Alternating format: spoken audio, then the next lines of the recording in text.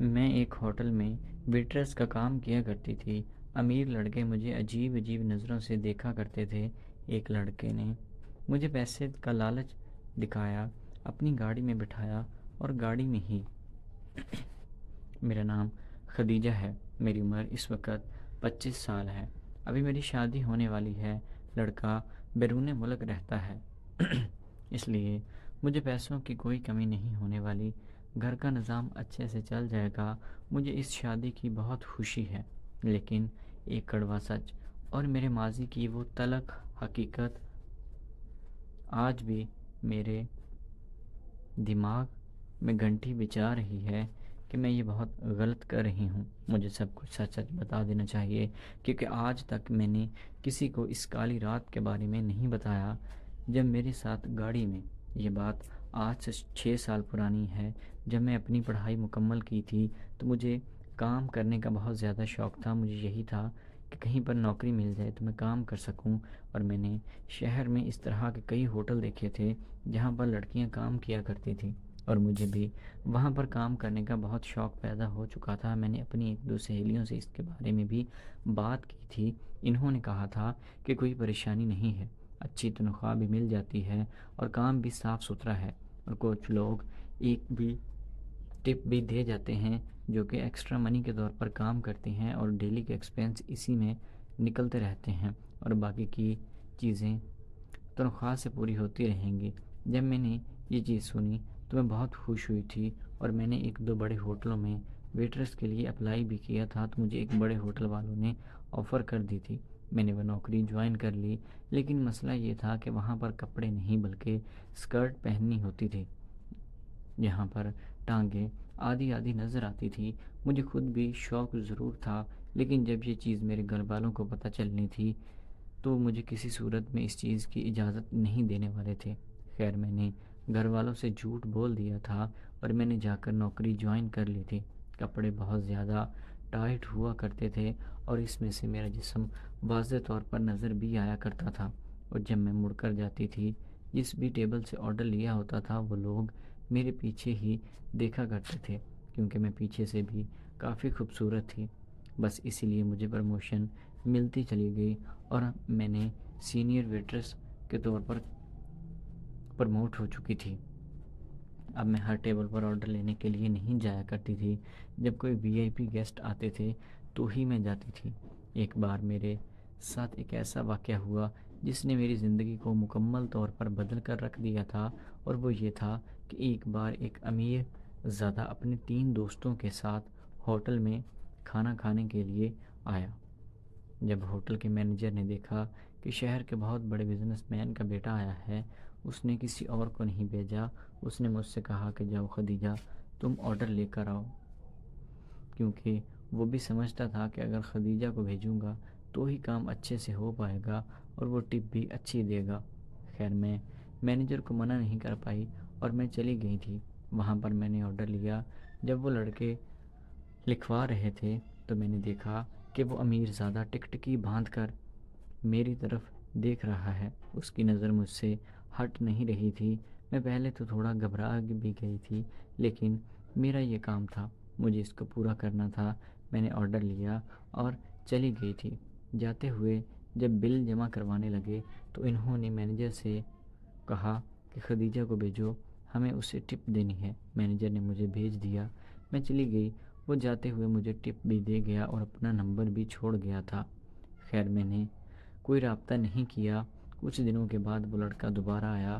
اس بار وہ اپنے دوستوں کے ساتھ نہیں بلکہ اکیلا آیا تھا، اور پھر اس نے پرائیویٹ کیبن بک کیا ہوا تھا۔ اس نے مجھے آرڈر لینے کے لیے بلایا۔ جب میں گئی تو میں تھوڑا گھبرا بھی رہی تھی۔ اس نے کہا کہ آج میں کھانا کھانے نہیں بلکہ بات کرنے کے لیے آیا ہوں۔ میں نے پوچھا، جی فرمائیں کیا بات ہے؟ تو وہ کہنے لگا کہ تم یہاں پر کتنا کماتی ہو؟ میں نے اپنی تنخواہ بتا دی تو وہ کہنے لگا کہ میں تمہیں تمہارے پورے سال کی کمائی ایک ہی دن میں دوں گا۔ تمہیں میرا صرف ایک کام کرنا ہوگا اور صرف مجھے اپنی زندگی میں سے 1 گھنٹہ دینا ہوگا۔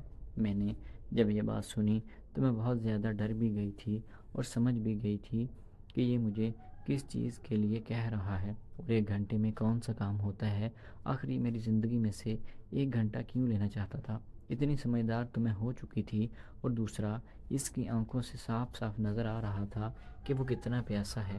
خیر، میں نے اس سے کہا کہ میں یہ سب نہیں کرتی۔ وہ بولا کہ مجھے پتہ ہے کہ تم کیا سمجھ رہے ہو، لیکن میری آفر کو یاد رکھنا، اور جب تمہارا ارادہ بنے تو بتا دینا۔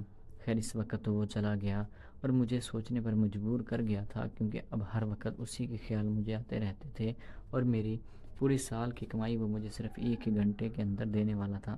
میں یہ سوچ رہی تھی کہ پورا سال کام کر کے لوگوں کی گندی نظروں سے بھی اپنے آپ کو میں بچا نہیں پاتی، پھر جا کر مجھے یہ پیسے ملیں گے جو کہ وہ مجھے صرف 1 گھنٹے میں ہی دینے والا ہے۔ اس لیے میرے ذہن میں یہی آیا کہ میں اس کی بات ضرور سنوں گی، اور 1 گھنٹہ جو اس نے مانگا ہے میں اسے دے دوں گی۔ اس میں تھوڑا بہت غلط بھی ہو جائے، لیکن مجھے وہ پیسے نظر آ رہے تھے، کیونکہ وہ پیسے لاکھوں میں بن رہے تھے، اور 1 گھنٹے کا کون اتنے پیسے دیتا ہے۔ خیر، میں نے اس سے کال کر دی کہ جب میری ڈیوٹی ختم ہو جائے گی، رات 11 بجے تم گاڑی لے کر آ جانا۔ وہ آ چکا تھا، اور میں نے اپنے آپ کو مکمل طور پر صاف کر کے فریش ہو کر کپڑے پہن لیے تھے۔ آج میں نے جینز اور ٹی شرٹ پہنی ہوئی تھی، وہ بھی بلیک۔ کار میں کالی پینٹ شرٹ پہن کر آیا تھا، اور میرے لیے تحفہ بھی لے کر آیا تھا۔ میں نے وہ تحفہ قبول کیا اور اس کی گاڑی میں بیٹھ گئی تھی۔ جیسے ہی گاڑی میں بیٹھی، اس نے گاڑی کا دروازہ بند کیا اور گاڑی سٹارٹ کر دی۔ ہم لوگ ایک لمبے سفر پر نکل چکے تھے، اور اس نے گاڑی ایک سنسان جگہ پر روکی اور میری طرف دیکھنے لگا۔ میں سمجھ چکی تھی کہ جس جگہ پر اس نے لا کر گاڑی روکی ہے تو وہ ضرور میرے ساتھ کچھ نہ کچھ غلط کرے گا۔ خیر، اب میں آ چکی تھی، اس لیے میرے پاس اور کوئی آپشن بھی نہیں تھا۔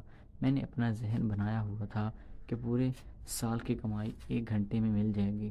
پہلے وہ تو نظریں جھکا کر بیٹھا رہا، اور پھر کہنے لگا، دیکھو، میرا تمہارے ساتھ کچھ غلط کرنے کا ارادہ نہیں ہے۔ دراصل مجھے تم بہت اچھی لگی ہو، تم پسند آئی ہو، اور میرا خیال ہے کہ تمہارا تعلق کسی شریف گھر سے ہے، اور میرا باپ میری شادی کسی امیر لڑکی سے کرنا چاہتا ہے۔ مجھے امیر گھر میں شادی کرنے کا کوئی شوق نہیں ہے، اس لیے میں تم سے شادی کرنا چاہتا ہوں۔ میں زبردستی نہیں کروں گا، تم اپنا وقت لو اور سوچ کر مجھے بتا دینا۔ یہ کہتے ہوئے اس نے مجھ سے میرا اکاؤنٹ نمبر مانگا اور پیسے ٹرانسفر کر دیے تھے۔ اس نے پیسے بھیجے تو میں حیران رہ گئی تھی کہ وہ واقعی ہی اس نے پوری رقم بھیج دی تھی، اور پھر کچھ دنوں کا میں نے وقفہ لیا اور پھر ہاں کر دیا تھا۔ میرے گھر والے بھی اس رشتے سے راضی تھے، تو میں شادی کر کے اسی کے گھر جانے والی تھی۔ تو دوستو، میری آپ سب لوگوں سے وہ گزارش ہے کہ ہر چیز غلط نہیں ہوتی، اور انسان کی سوچ اسے کہیں کہ کہیں پہنچا دیتی ہے۔ میرے ساتھ بھی کچھ ایسا ہی ہونے والا تھا۔ میں نے بہت غلط سوچا، لیکن وہ بندہ غلط نہیں تھا۔ باقی اللہ تعالیٰ سے دعا ہے کہ اللہ تعالیٰ سب کی بہن بیٹیوں کی عزتیں محفوظ رکھے۔